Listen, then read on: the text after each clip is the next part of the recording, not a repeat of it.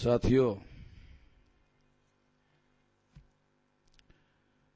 अधिवेशन का तीसरा दिन है और तीसरे दिन का ये दूसरा सत्र चल रहा है।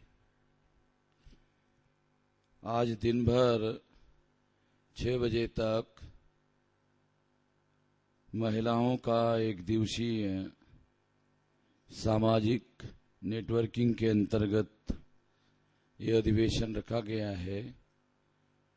इसलिए मॉर्निंग सेशन में महिलाओं ने ही इस सेशन को चलाया, उसका संचालन भी किया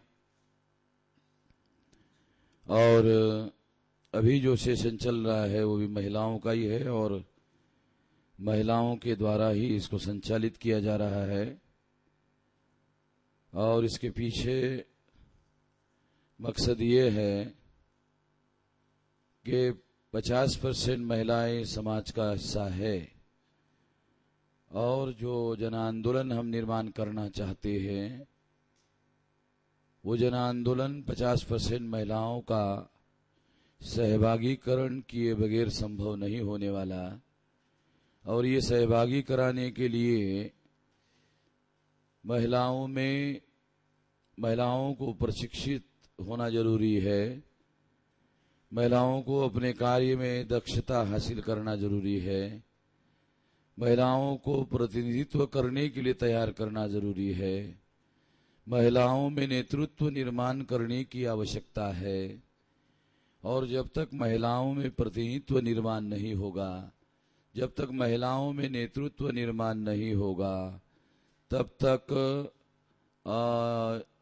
ये आंदोलन सफल नहीं होने वाला है। इस बात को ध्यान में रखते हुए हम लगातार ये प्रयास कर रहे हैं कि महिलाओं में नेतृत्व निर्माण करने के लिए योजनाबद्ध तरीके से प्रयास किया जाए। पहले महिलाओं को बोलने के लिए बहुत परेशानी होती थी, दिक्कत होती थी। अब वो ज्यादा बोल रही है, इसलिए समय का भी ध्यान नहीं रहता। ज्यादा बोल रही है, खुशी की बात है। ज्यादा बोल रही है, खुशी की बात है। अनुशासन नहीं रखा जा रहा है, ये दुख की बात है।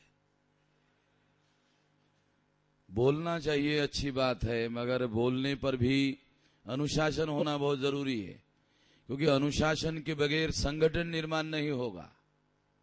बोलना हमारा मकसद नहीं है, हमारे मकसद को पूरा करने के लिए बोलना है। जो हमारा ऑब्जेक्टिव है, उस ऑब्जेक्टिव को पूरा करने के लिए बोलना है। और फिर उसके द्वारा जो जागरण होगा, उससे जो संगठन निर्माण होगा, वो संगठन हमारा मकसद पूरा कर सकता है। और संगठन बनाने के लिए अनुशासित होना, अनुशासन का होना बहुत जरूरी है। इसलिए समय पर काबू करना, समय पर अपनी बातों को प्रिसाइजली रखा जाना जरूरी है, क्योंकि ये प्रशिक्षण है कि ज्यादा समय लेकर भी बोलते आना चाहिए और कम समय लेकर भी वही संदेश देते आना चाहिए।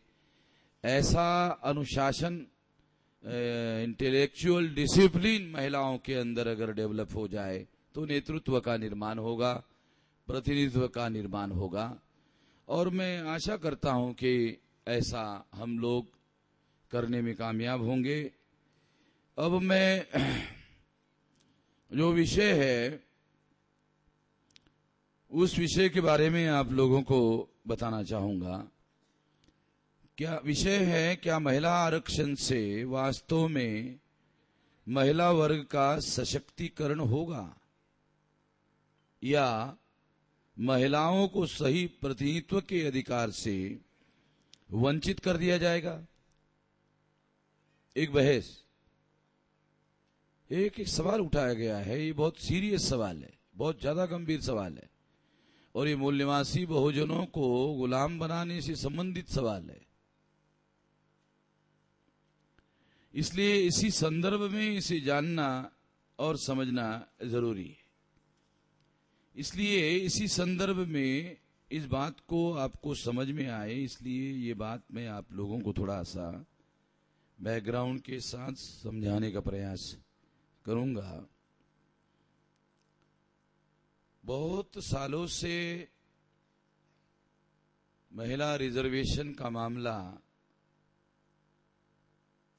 विचाराधीन है,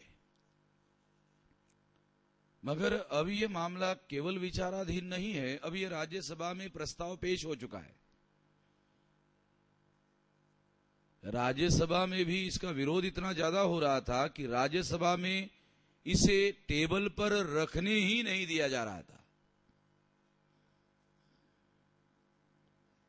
रिजर्वेशन में रिजर्वेशन किया जाना चाहिए, इसके लिए बैकवर्ड क्लासेस के लोगों की तरफ से इसका बहुत बड़ा विरोध हो रहा था।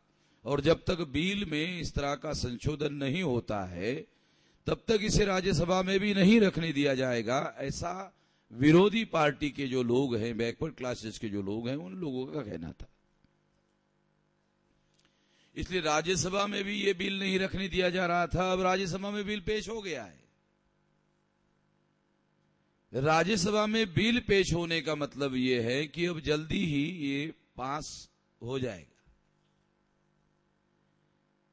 ये जल्दी ही ये पास हो जाएगा, इसलिए इसे जानना होगा, समझना होगा कि इसका हमारे भविष्य पर क्या परिणाम होगा, मूल्यवासी बहुजनों के भविष्य पर क्या परिणाम होगा। ये जो कानून बनाया जा रहा है, इसकी समीक्षा करनी होगी। जो लोग इसका समर्थन कर रहे हैं, समर्थन करने वाले लोगों ने किसी ने भी इस बिल की कॉपी को, ओरिजिनल कॉपी को नहीं पढ़ा होगा। मुझे नहीं लगता कि हमारे लोगों ने जो समर्थन कर रहे हैं उन्होंने इसके बिल का जो ओरिजिनल ड्राफ्ट है, ओरिजिनल ड्राफ्ट को पढ़ा होगा।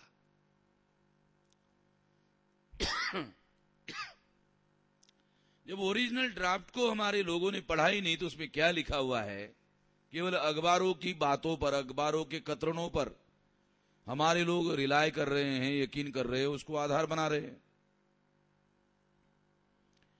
इसलिए ओरिजिनल ड्राफ्ट को ध्यान में रखते हुए इसे समझना होगा। अभी ये मामला केवल अभी चर्चा का नहीं रहा है, राज्यसभा में प्रस्ताव पेश होने की वजह से ये पास होने की दिशा में बहुत आगे चला गया है।